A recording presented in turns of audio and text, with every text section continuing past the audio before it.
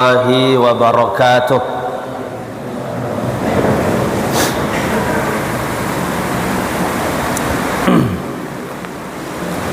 إن الحمد لله نحمده ونستعينه ونستغفره ونعوذ بالله من شرور أنفسنا ومن سيئات أعمالنا.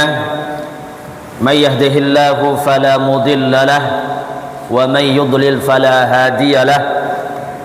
أشهد أن لا إله إلا الله وحده لا شريك له وأشهد أن محمدا عبده ورسوله لا نبي بعده. اللهم صل وسلم على نبينا محمد وعلى آله وصحبه أجمعين. أما بعد. Para jamaah, ikhwan dan akhwat yang dirahmati Allah, pada malam hari ini kita akan melanjutkan kembali pembahasan kitab Umdatul Ahkam, buah karya dari Al-Imam Al-Hafiz Abdul Ghani Al-Maqdisi rahimahullahu ta'ala. Yang akan kita bahas malam ini adalah bab yang ke-18, Babul Waqafi, bab tentang masalah wakaf. Apa yang dimaksudkan dengan wakaf? Wakaf secara bahasa bermakna at-tamakkus, artinya adalah menahan atau membatasi, atau juga artinya berhenti. Wakaf secara bahasa artinya adalah berhenti atau menahan. Adapun makna wakaf secara istilah syar'i dijelaskan oleh para ulama, yaitu habasa malikin malahu al-muntafa'u bihi. Wakaf secara bahasa itu adalah pemilik harta menahan hartanya untuk dia manfaatkan. Pemilik harta itu menahan hartanya untuk dia manfaatkan. Biasanya harta itu secara bebas dia gunakan, apapun bentuk harta itu. Dia boleh menjual, dia boleh menyewakan, dia boleh menggadaikan, ataupun mempergunakan harta itu sebebas mungkin dalam perkara-perkara yang halal, karena dia pemilik harta. Karena begitulah asal dari pemilik harta, dia berwenang penuh terhadap harta itu. Untuk dia jual terserah. Kemudian ketika diwakafkan harta tersebut, maka harta ini jadi tertahan. Yang tadi dia bebas untuk menjual, bebas untuk menggadaikannya, bebas juga untuk menyewakannya ataupun mempergunakannya, tapi begitu dia sewakan jadi tertahan, tidak boleh lagi. Ya, lanjutannya, ma'a baqa'i ainihi anit tasarrufati, bahwasannya harta tersebut adalah harta yang sifatnya tetap, harta yang tidak bakal hilang atau bakal lenyap kalau dipakai. Jadi harta yang diwakafkan ini sifatnya tetap dia bertahan, walaupun dipakai tetap bertahan, tetap ada. Jadi kalau orang mewakafkan hartanya itu habis, lenyap, kalau dipakai tidak ada lagi sisanya, itu tidak diwakafkan tapi disedekahkan.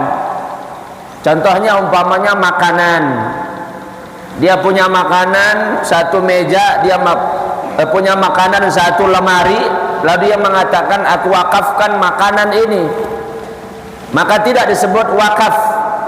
Kenapa? Karena harta itu lenyap, nanti sekali makan habis. tidak bisa bertahan lama. Atau umpamanya minuman yang diwakafkan, ya 2 galon, 3 galon, 10 galon dia wakafkan, tidak disebut sebagai wakaf itu, tapi disebut sebagai sedekah biasa.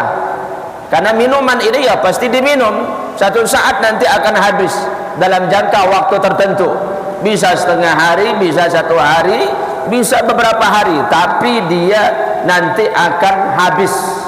Makanan, minuman, atau benda apa saja yang sifatnya kalau dipakai habis, ya, apa umpamanya selain dari makanan dan minuman? Duit. Kalau duit bagaimana? Habis tidak dipakai? Habis, ya. Jadi duit tidak bisa diwakafkan, duit itu bisa disedekahkan, karena dia nanti akan dibelanjakan, nanti dia akan dikeluarkan untuk keperluan-keperluan, nanti akan habis, kecuali dipindahkan kepada benda-benda yang sifatnya tetap bertahan. Orang punya duit, dia beli tanah, lalu tanah itu dia wakafkan. Atau dia punya duit, dia beli rumah, rumah itu dia wakafkan.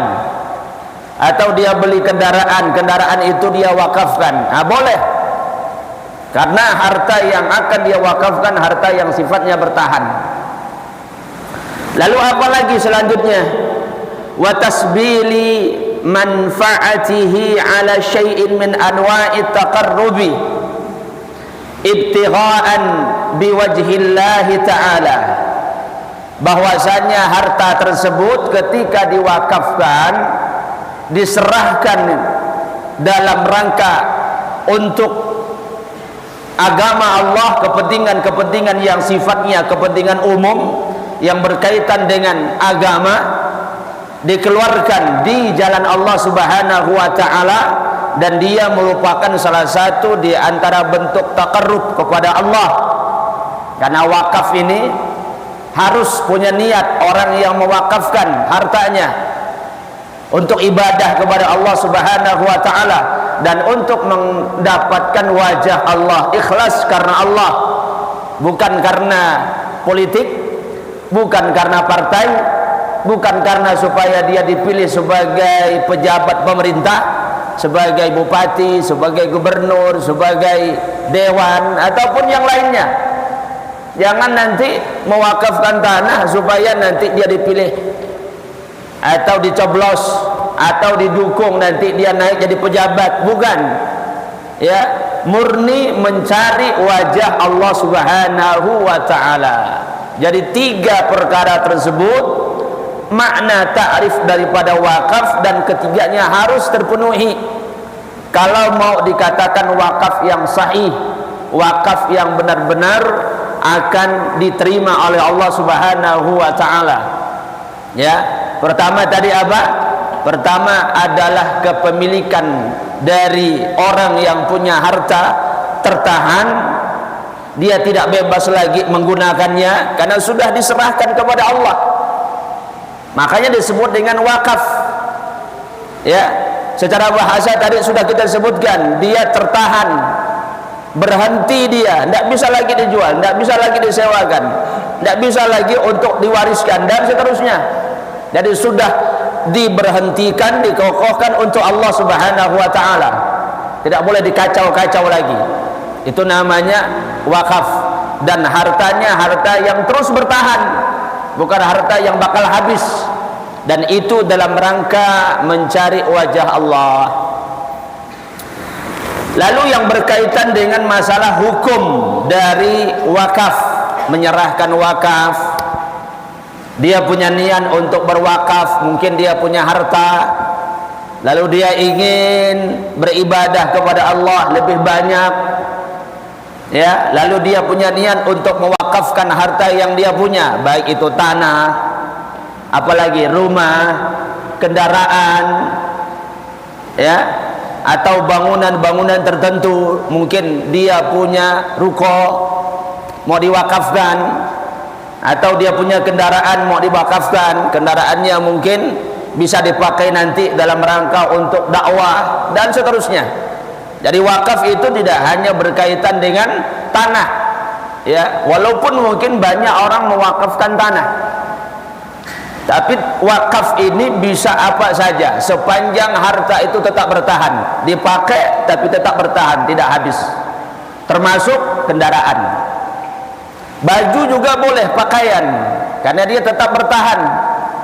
Jadi kalau ada orang perlu pakaian, mungkin dia miskin, atau ada keluarga qadarullah kena musibah, rumahnya kebakaran, habis hartanya termasuk pakaiannya, diwakafkan sebagian pakaian yang ada di lemarinya, ya, 2 lemari semuanya diangkut teing, diwakafkannya kepada keluarga tersebut, ya, karena dia punya 50 lemari, yang diwakafkannya cuma 2 lemari pakaian. Apa hukum daripada wakaf itu? Hukum daripada mewakafkan harta, hukumnya istihbab, dianjurkan, sesuatu yang sangat disenangi. Bahkan disebutkan ada sebagian ulama, afdalus sadaqah, dia seutama-utama sedekah, sangat-sangat utama. Sekian banyak sedekah itu utama. Apapun yang kita berikan dari sedekah tersebut, infak ataupun yang lainnya, tapi yang paling utama adalah wakaf. Kenapa wakaf ini dikatakan lebih utama daripada sedekah? Kalau kita punya uang ataupun kita punya barang tertentu yang kita sedekahkan kepada orang, uang, makanan ataupun apa saja, ya, itu biasanya bertahannya ya hanya sekali pakai saja. Kalau makanan habis ya selesai, habis. Kalau seandainya mungkin uang ya habis begitu saja, ya, dia tidak bisa bertahan, tetap dia dapat pahala, dapat keutamaan. Tapi kalau wakaf ini kebaikannya terus berjalan, terus mengalir, terus berjalan, karena terus dipakai. Kalau ada tanah lalu dibuat masjid, tanah ini adalah tanah wakaf, dibuat masjid, selama dipakai untuk masjid, lalu orang sholat di situ, orang melakukan kebaikan di situ, berapa jumlah orang yang melakukan kebaikan, nah orang yang mewakafkan itu dapat pahala terus. Seberapa banyak faidah yang digunakan oleh orang untuk harta yang dia wakafkan. Jadi kalau ada 100 orang yang melakukan ibadah di situ, ya 100 dia dapatkan, ya, terus berjalan setiap hari. Itu keutamaan daripada wakaf, dia lebih utama dibandingkan dengan sedekah biasa, ya. Kemudian sebagian ulama juga mengatakan bahwasanya wakaf itu lebih utama dan seutama-utama kemuliaan dalam taqarrub kepada Allah dalam masalah harta. Seutama-utama ibadah atau ibadah harta yang kita lakukan itu adalah wakaf. Kenapa dia dikatakan lebih utama?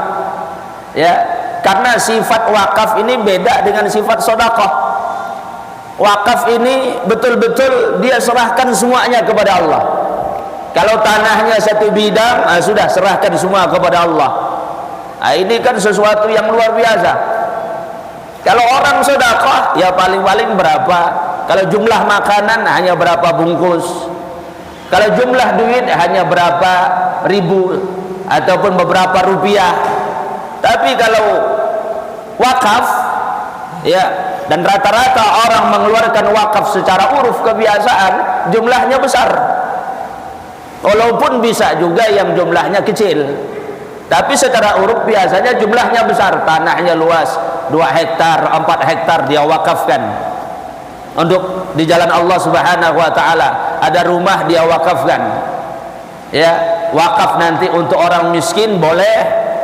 Jadi rumah ini saya wakafkan untuk setiap orang yang perlu rumah, artinya orang yang benar-benar tidak punya rumah, atau setiap orang yang dia singgah sebagai musafir, atau setiap orang yang dia memerlukan tempat tinggal sementara, ya, itu boleh diwakafkan rumah.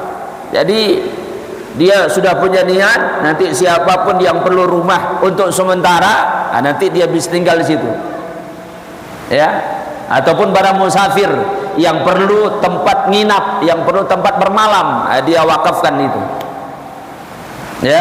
Jadi itu sebuah kemuliaan. Kemudian para ulama juga mengatakan bahwasanya wakaf itu, ikhwan, adalah seluas-luas kebaikan, seluas-luas kebaikan yang diperoleh bagi orang yang mewakafkan hartanya. Kenapa dikatakan seluas-luas kebaikan?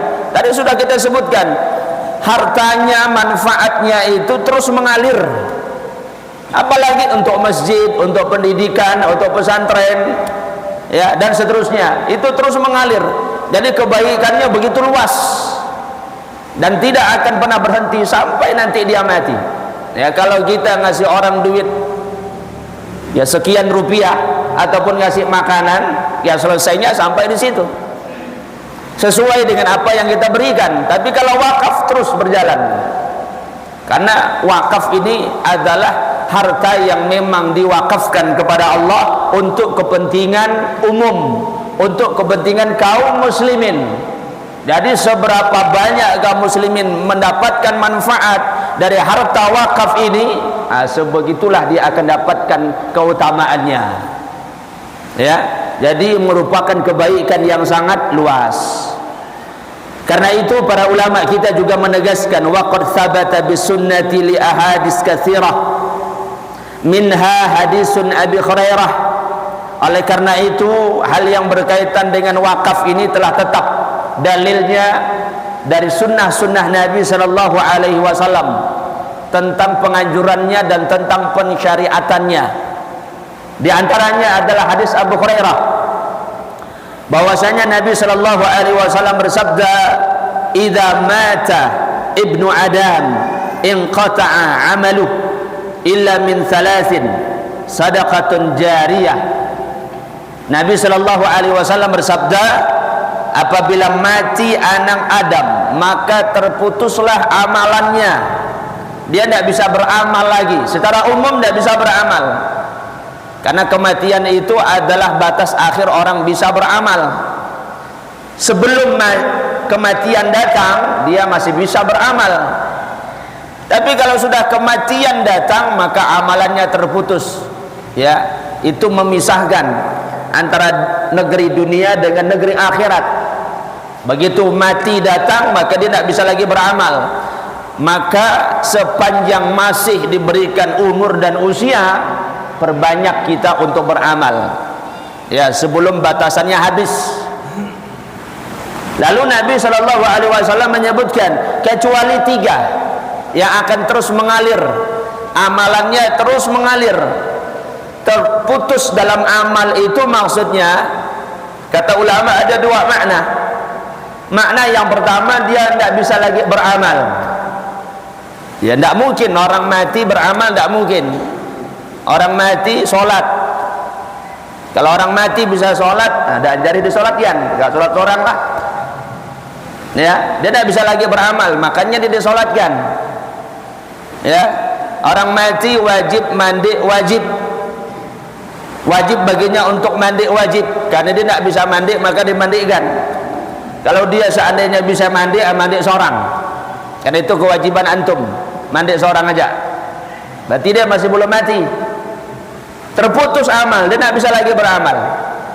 Ya, yang kedua adalah terputus dari segi apa? Pahala, pahalanya juga terputus.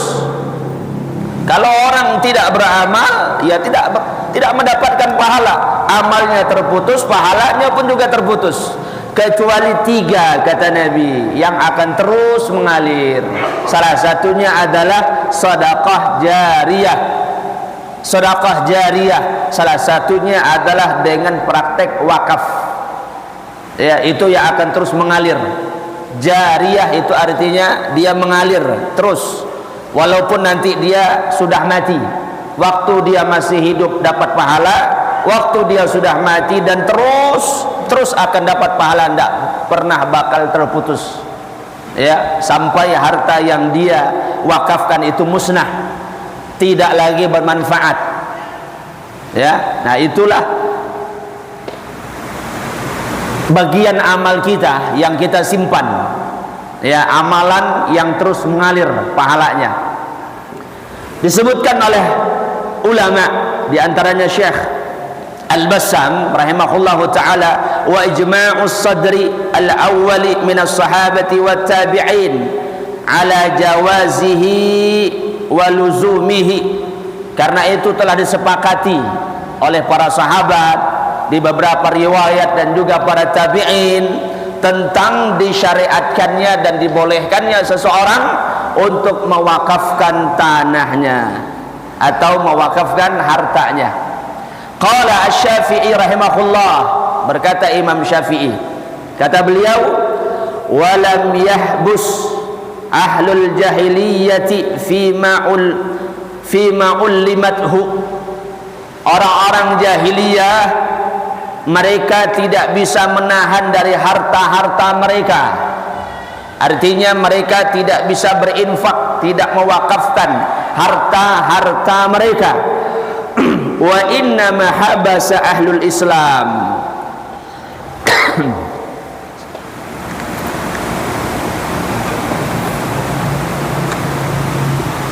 Dan hanyalah yang menahan harta itu supaya bermanfaat di jalan Allah adalah orang-orang Islam. Wa hadza isyaratun ila annahu haqiqatun syar'iyyah.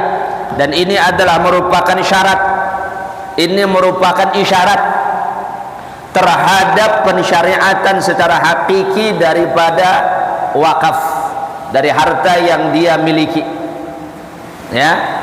Jadi ikhwan para jamaah, ini komentar dari Imam Syafi'i, ya, bahwasanya ahlul Islam, orang-orang Islam, mereka ingin harta yang mereka miliki itu tertahan di sisi Allah, tidak habis, tidak lenyap. Karena untuk mengekalkan harta kita akan terus tetap bertahan, itulah yang kita wakafkan, yang kita sedekahkan, yang kita keluarkan di jalan Allah Subhanahu wa taala.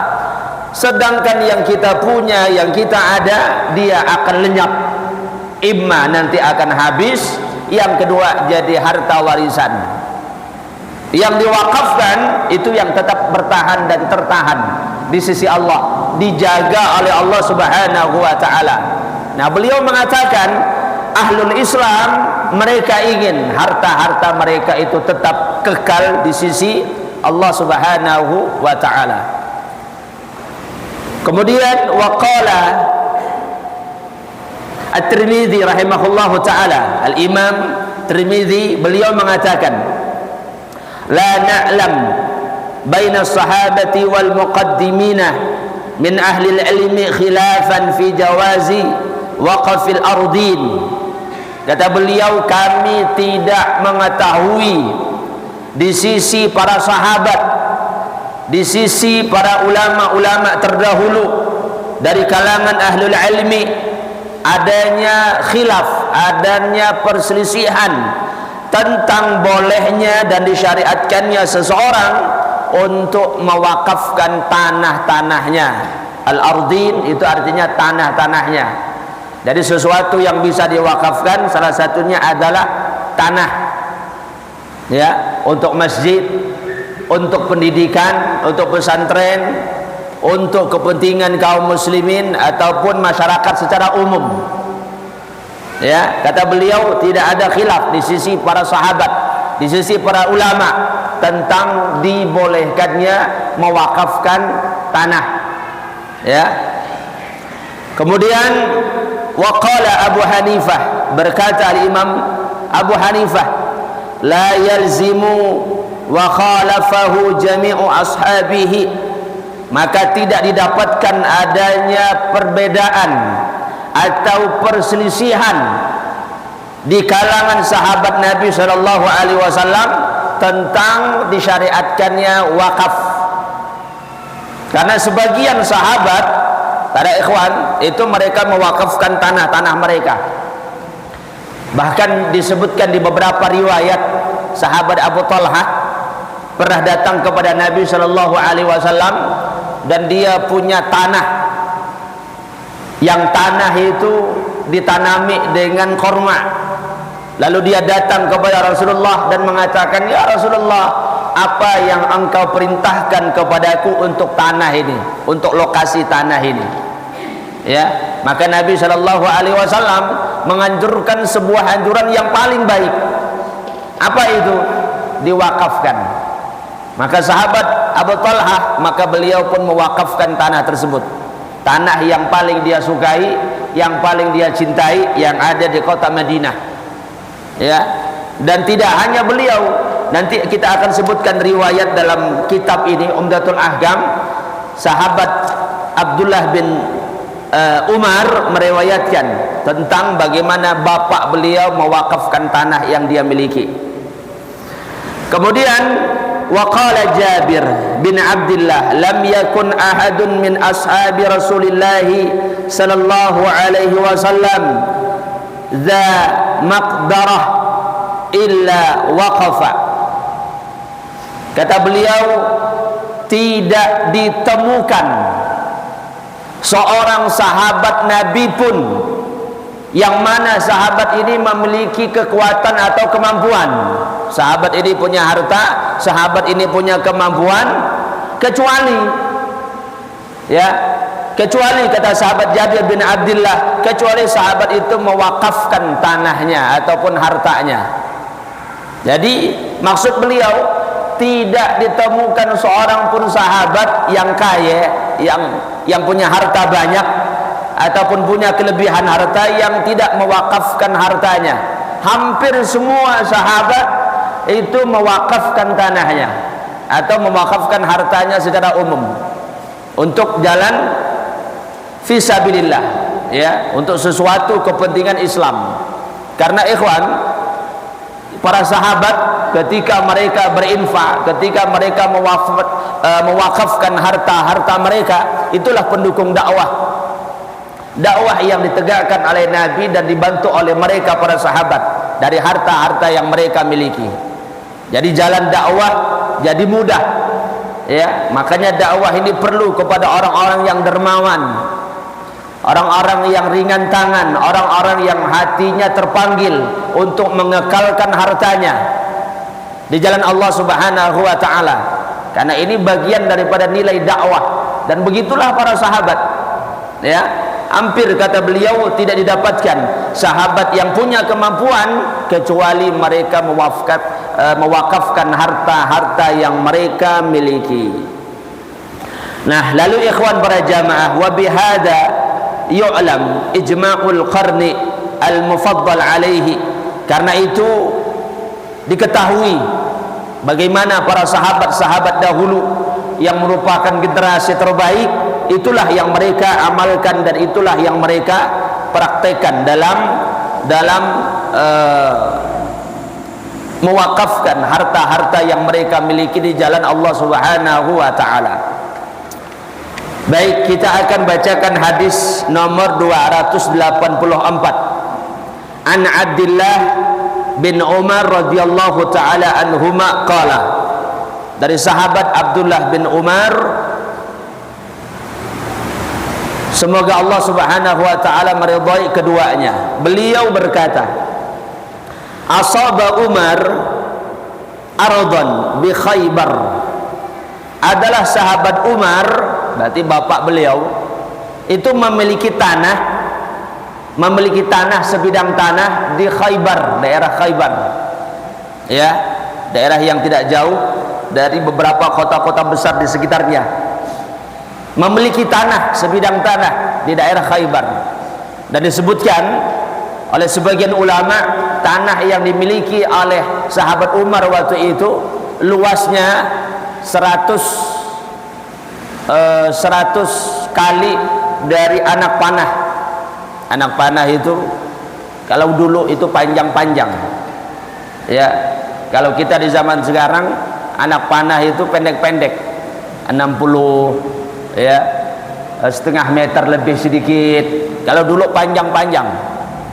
ada yang bahkan 1 meter, anak panahnya sampai 1 meter, karena ya panahnya pun besar dan orangnya pun gagah-gagah, kuat-kuat. Kita loyo-loyo, ya, kecil-kecil lagi, ya. Kalau sempat yang 1 meter anak panahnya, ya, panjang ke anak panah dari badan kita, ya.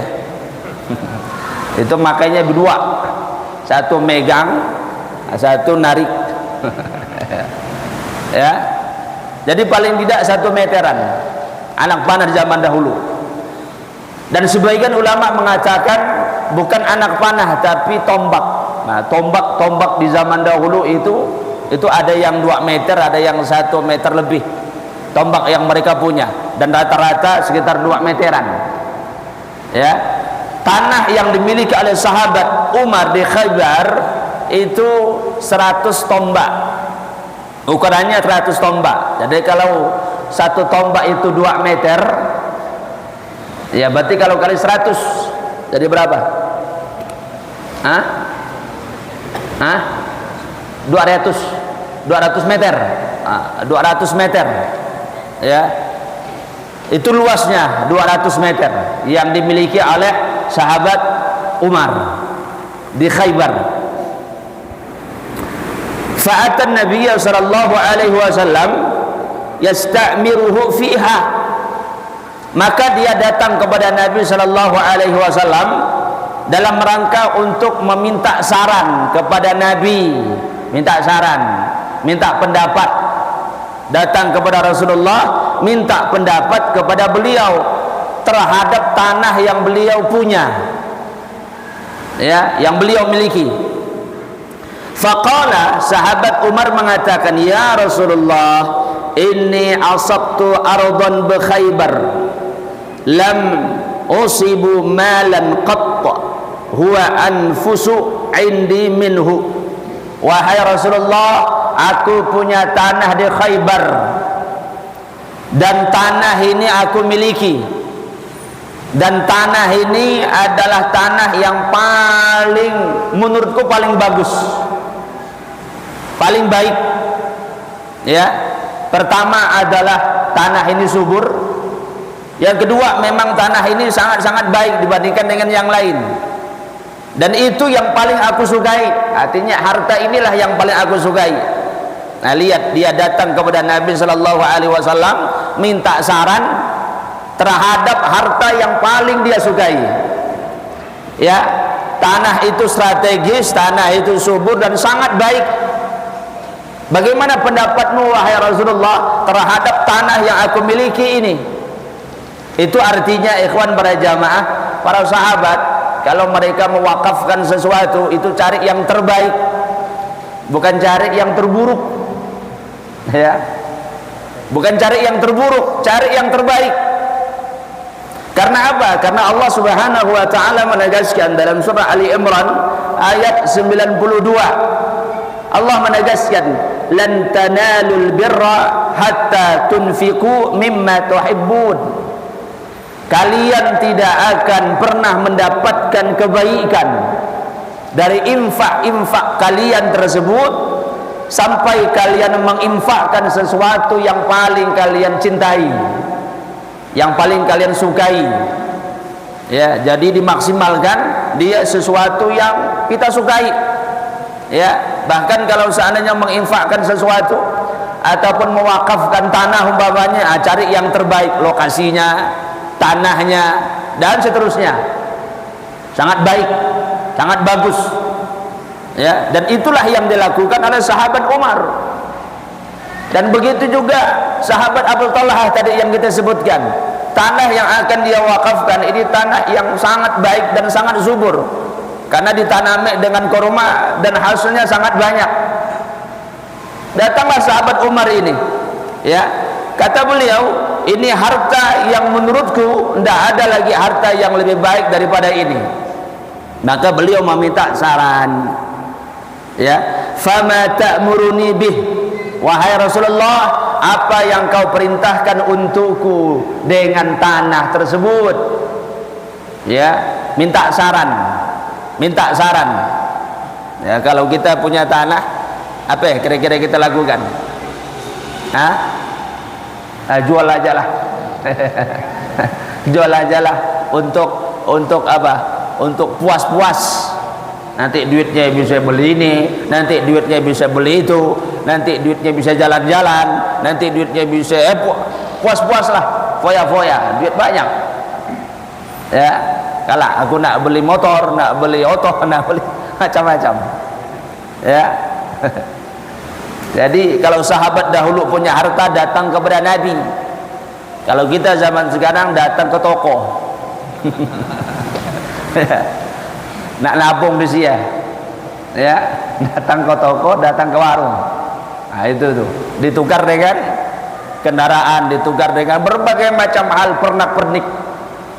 Nah, ya bagaimana kita akan bisa mencapai imannya para sahabat? Dari itu aja udah sangat jauh berbeda. Ya, memang sama-sama pagi, tapi tempat paginya beda. Ya.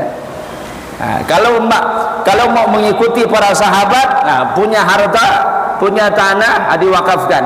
Pergi ke lembaga-lembaga Islam, yayasan-yayasan Islam, ini wakaf. Ya, sebagai tabunganku untuk di akhirat agar hartaku kekal dan abadi.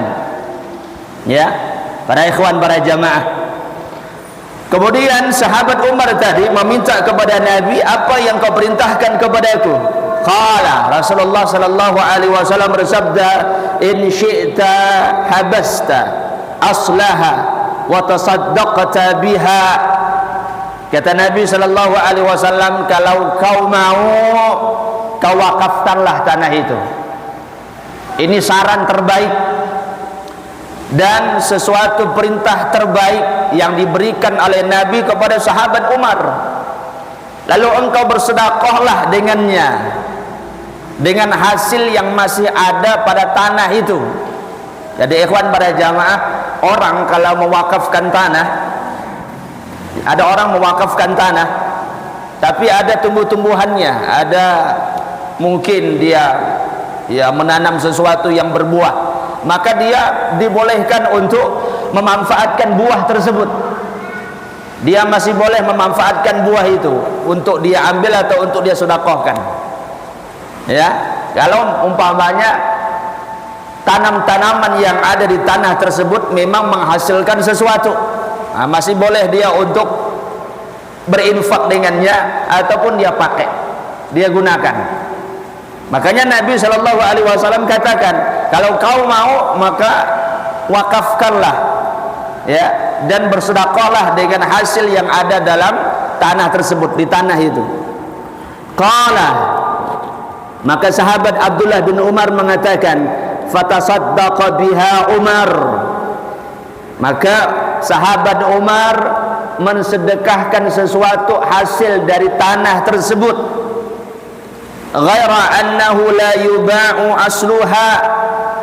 Maka sahabat Umar pun mewakafkan tanah tersebut, lalu beliau tidak menjual tanah itu, wala yurasu, tidak juga diwariskan, wala yuhabu, tidak juga dihadiahkan atau dihibahkan, tidak dihibahkan, tidak dijual, tidak juga diwariskan. Kenapa? Karena sudah jadi wakaf. Jadi kalau sudah jadi wakaf, sudah berhenti, sudah milik Allah, bukan lagi milik kita. Jadi kita tidak boleh lagi nak macam-macam. Makanya alhamdulillah di negara kita ini tentang perwakafan itu ada undang-undangnya. Ya, kenapa ada undang-undangnya? Untuk menjaga harta wakaf. Jangan sampai nanti harta wakaf ini ditarik kembali, diambil oleh anak dan cucunya. Bahkan dalam undang-undang negara kita, siapapun yang coba-coba untuk mengambil kembali tanah wakaf, sesuatu harta yang diwakafkan, dia akan diancam pidana. Ya, dia akan diancam pidana, dan tegas itu. Dan alhamdulillah itu sudah ditegakkan oleh pemerintah kita sudah lama. Ya, untuk menjaga tanah-tanah wakaf supaya tidak diganggu gugat, karena kadang-kadang sebagian itu, ya, ada kasus orang tuanya mewakafkan tanah, diterima oleh yang mengurusnya, lalu dijadikanlah tanah ini sebagai tanah pemakaman, area pemakaman kaum muslimin. Orang tuanya meninggal, anaknya bangkit. Orang tuanya meninggal, anaknya bangkit, nuntut ya supaya tanah itu dikembalikan dengan berbagai macam alasan. Padahal kuburan dah banyak di situ. Nah, tanah kuburan lah yang dituntut oleh anak-anaknya itu. Kembalikan tak tanah ia kepada kami. Ambillah kamu kuburannya. Ya. Uruslah kuburannya dengan orang mati ya. Ya, suruh mereka pindah. Ya. Jadi siapa yang berani-berani menggugat tanah wakaf yang sudah sah, maka dia diancam pidana khusus. Bisa dipenjara, bisa juga bayar denda atau dua-duanya. Ya, itu tegas pemerintah kita. Alhamdulillah. Ya, jadi penerima-penerima wakaf jangan takut. Ya, kenapa? Karena dilindungi oleh negara tanah wakaf itu. Tapi harus dimanfaatkan, harus dijalankan. Karena kalau tidak dijalankan nanti ada hukum-hukum tersendiri, ada ketentuan-ketentuan tersendiri, bisa ditarik kembali. Karena boleh kalau seandainya yang mewakafkan melihat ini wakaf saya tidak diapi-apikan, dibiarkan begitu. Kalau takut lama-lama hilang atau diambil orang, ya tidak jelas. Misalnya ada tanah, tidak jelas ini kemana nih? Asalnya tidak boleh ditarik kembali, ya boleh ditarik kembali dengan alasan tadi. Jadi tidak dimanfaatkan, tidak digunakan semestinya. Ada orang mewakafkan tanah untuk masjid, tapi tidak diurus bertahun-tahun. Yang tumbuh situ hutan, mana masjidnya itu? Ya, yang tumbuh pohon-pohon besar-besar, mengharapkan masjid yang tumbuh, pohon yang tumbuh di situ. Lama-lama nanti bisa diambil alih orang-orang. Ya, dikhawatirkan, maka dia boleh mengambil alih tersebut, lalu dia urus kembali supaya bermanfaat. Ya, tapi jangan sampai daan jadi, tidak boleh. Udahlah, daan jadi aku nak wakafkan tanahku, aku bagikannya dengan anak-anakku, tidak boleh. Sesuatu yang sudah kita wakafkan untuk Allah, yang kita berikan untuk Allah, itu sama seperti hukumnya apa? Memberi tapi mengambil kembali. Istilah sahabat Umar Ibn Khattab, meludah tapi ludahnya diambil lagi. Ya, dia meludah tapi ludahnya diambil lagi. Itu sudah kita tidak lagi peduli. Wakaf sudah kita berikan kepada Allah dan kita serahkan kepada pengurus yang amanah untuk betul-betul dimanfaatkan di jalan Allah Subhanahu wa taala. Ya. Kemudian para ikhwan, qala sahabat Abdullah bin Umar mengatakan, fatasaddaqa biha Umaru fil fuqara. Maka sahabat Umar berinfak ataupun bersedekah dengan orang-orang miskin. Ya, atau dari tanah wakaf tersebut dia bersedekah dengan orang-orang miskin. Dan itu menunjukkan bahwasanya wakaf boleh untuk orang-orang miskin. Misalnya kita punya kebun menghasilkan buah, lalu kita berniat ini saya wakafkan untuk orang miskin, hasilnya untuk orang miskin. Setiap panen dibagikan untuk orang miskin. Setiap panen dibagikan untuk orang-orang miskin. Itu boleh. Ya, karena wakaf ini tidak mesti harus dilaporkan kepada negara. Ya, walaupun itu perlu tercatat, tertulis, ikrarnya ada, itu perlu supaya nanti tidak terjadi apa-apa dan sesuatu yang kita khawatirkan. Tapi itu bukan syarat. Kalau dia sudah punya niat, pokoknya hasil kebun saya ini untuk orang-orang miskin di kampung saya, itu baik. Ya. Kemudian wafil qurba, dan juga untuk kerabat-kerabat dekat. Wafir riqab, dan untuk orang-orang yang membebaskan budak. Wafi sabilillah, dan untuk di jalan Allah. Wabnis sabil, dan untuk mereka-mereka yang dalam keadaan musafir. Wadhaif, dan juga untuk para tamu.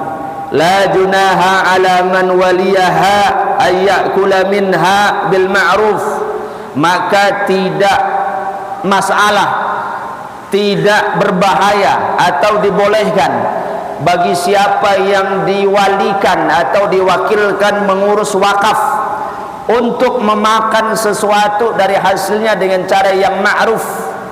Jadi pengurus wakaf dia dibolehkan untuk mengambil manfaat dari harta yang telah diwakafkan, yang penting dengan cara yang ma'ruf dan tidak zalim. Ya, dia boleh memanfaatkannya. Au yut'ima sadiqan ghaira mutawallin fihi, atau dia memberi makan ya orang lain dengan itu, dengan wakafnya tersebut, ya, selagi itu tidak melampaui batas. Dan dalam lafaz yang lain dikatakan ghaira muta'athil, selain dari orang yang menimbun, artinya tidak boleh ditimbun. Ya, dia boleh memanfaatkan dan dia boleh bersedekah dengan wakaf tersebut. Hadis ini diriwayatkan Imam Bukhari dan juga Imam Muslim. Baik, para jamaah, sebagian sudah kita jelaskan hal yang berkaitan dengan wakaf, dan insyaallah nanti mungkin kita akan lengkapi pembahasannya yang berkaitan dengan ini, agar kita paling tidak memahami hal yang berkaitan dengan hukum-hukum dan ketentuan dalam wakaf harta. Baik, kita sambung nanti setelah Isya, sesi yang kedua insyaallah. Wa sallallahu ala nabiyyina Muhammadin wa ala alihi wa sahbihi ajma'in walhamdulillahi rabbil alamin.